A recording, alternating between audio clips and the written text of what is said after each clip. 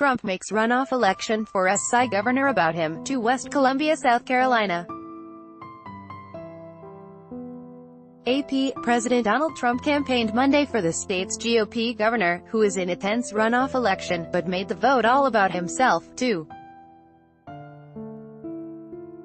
Speaking of Gov.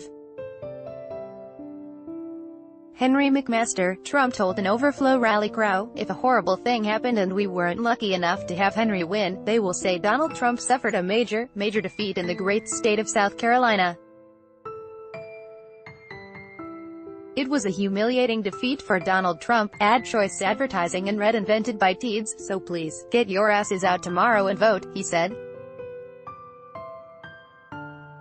Trump did allow that his reputation wasn't the only reason to back McMaster. "You've got to get out there and vote and, honestly, not for that reason." And while Trump suggested he was joking, he did put his own credibility on the line by going all in for McMaster. Advertisement. The president also used the rally to revisit past battles by digging into his tough trade negotiations with U.S.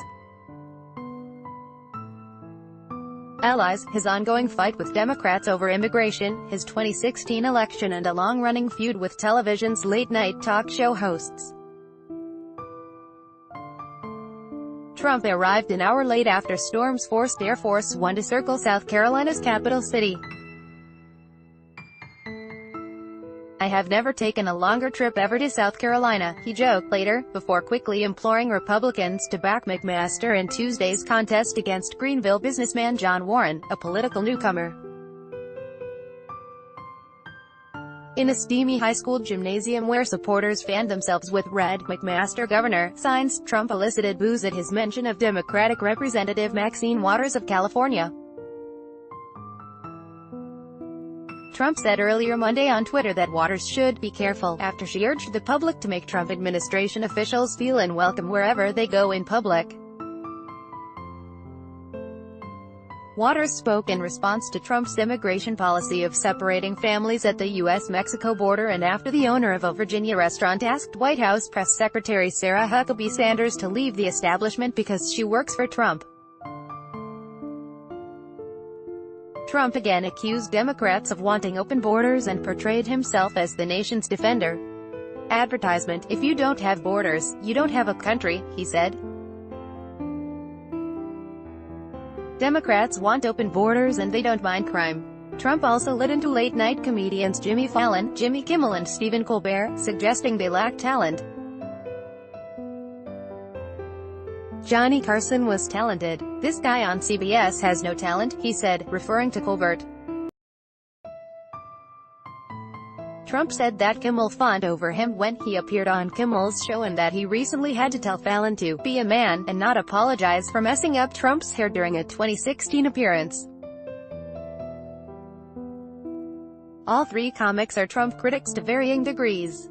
Fallon recently told The Hollywood Reporter that he made a mistake when he mussed up Trump's hair on the Sept. 2016 episode and said he would do it differently. Trump tweeted at Fallon to stop whimpering about it, and Fallon tweeted back to say he was making a donation in Trump's name to a non-profit group that provides legal assistance to immigrant children, families and refugees in Texas.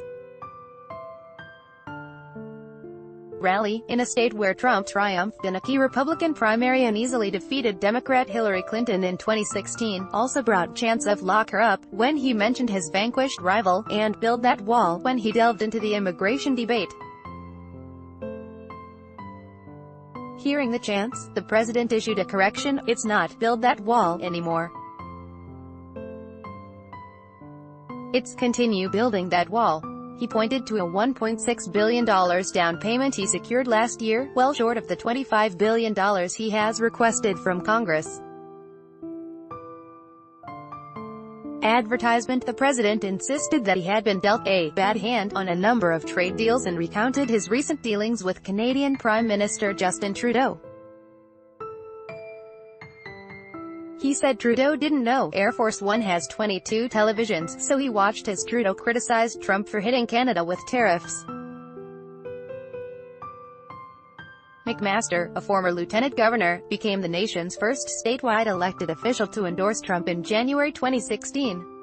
He became governor after Trump tapped then South Carolina Gov. Nikki Haley to be his ambassador to the United Nations. The winner of Tuesday's runoff will face Democratic State Rep. James Smith in November. The Republican-leaning state hasn't elected a Democratic governor since Jim Hodges in 1998.